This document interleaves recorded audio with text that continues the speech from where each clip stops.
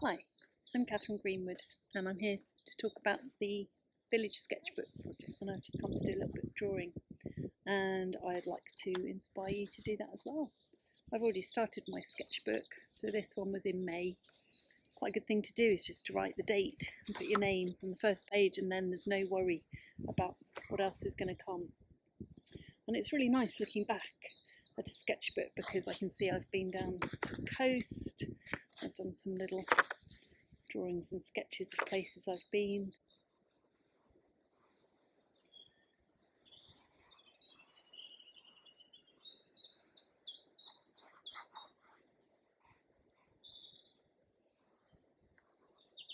I'm looking at what I'm drawing most of the time, a little bit reference onto the page. I'm not worrying too much if it looks exactly like it or not.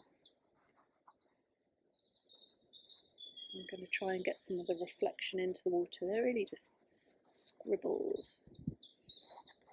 And I'm actually going to go across 2 pages. I'm sketching. Probably won't do something that's finished, it's just ideas. So you can scribble with this. You can smudge it with your finger.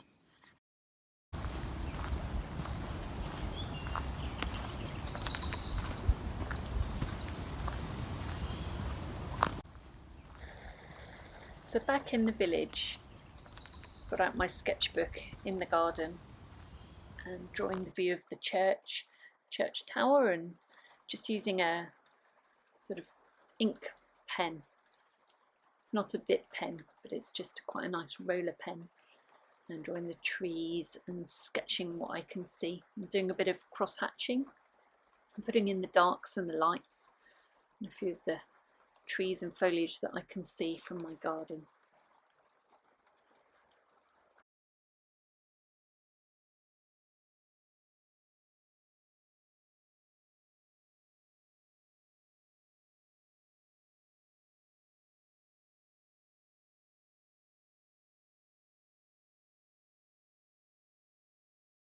Now I'm putting in some ink from a pot.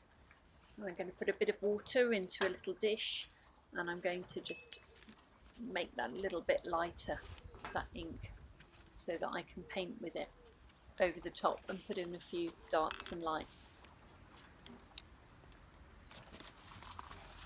I'm turning the sketchbook round now so that you can see you can just use it any way you like.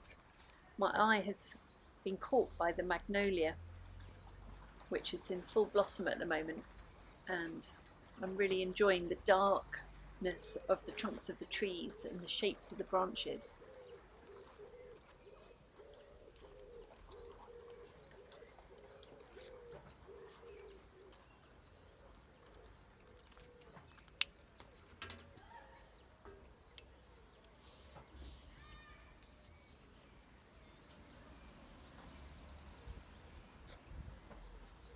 Again, you can see that I'm using the watered down ink and a brush to just put in some of those darker shapes, and then do a suggestion of the bird song in the trees and the petals and the liveliness of the spring and the light. So that's all in my memory now.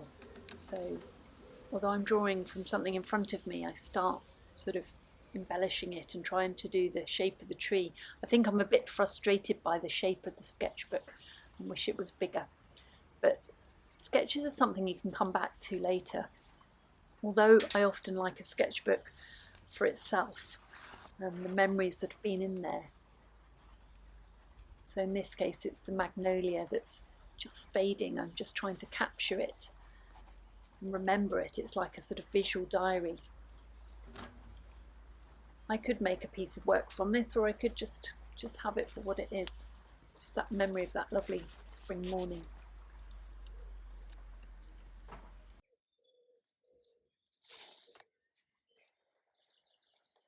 So now I'm going to draw a watering can, something a bit close up, and I'm going to show you how you can use a simple geometric shape to hinge everything else on.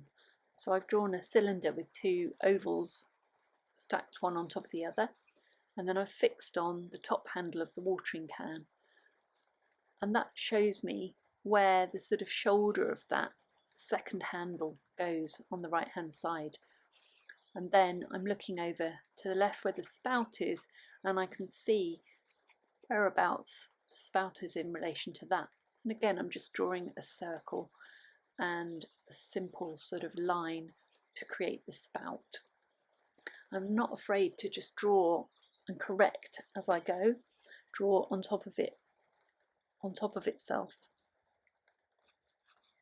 And it's just using a very simple technique of these sort of geometric forms that everything can be broken down to, even if you're drawing a person or an animal or a tree.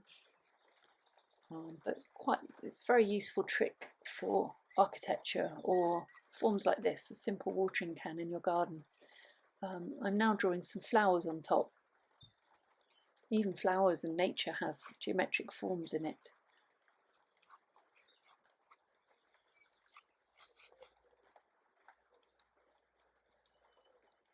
So next I'm getting some plain water with a brush, and I'm just going to activate that ink a little bit with some just plain fresh water.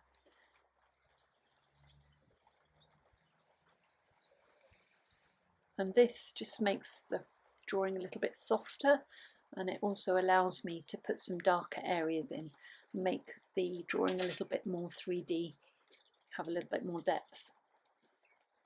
It's quite tricky to draw over the top too much with this pen and this technique, but you can see that I can fill in quite rapidly some of the areas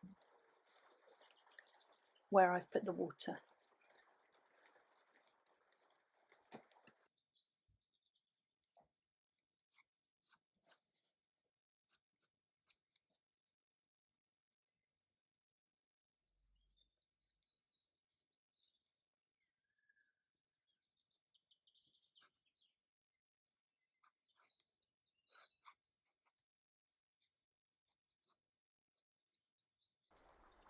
So I hope you've enjoyed this tutorial, encouraging you to sketch and draw, a bit of painting in the village. And I hope you'll fill your sketchbook with anything that your eye alights on, any little treasures that you spy around in your garden or in the woods. Get out in the fields, have a look at the amazing buildings, go down to the water, have a look at the sky, and fill your sketchbook with treasures and drawings. Thank you for watching, and I hope you'll join me sometime.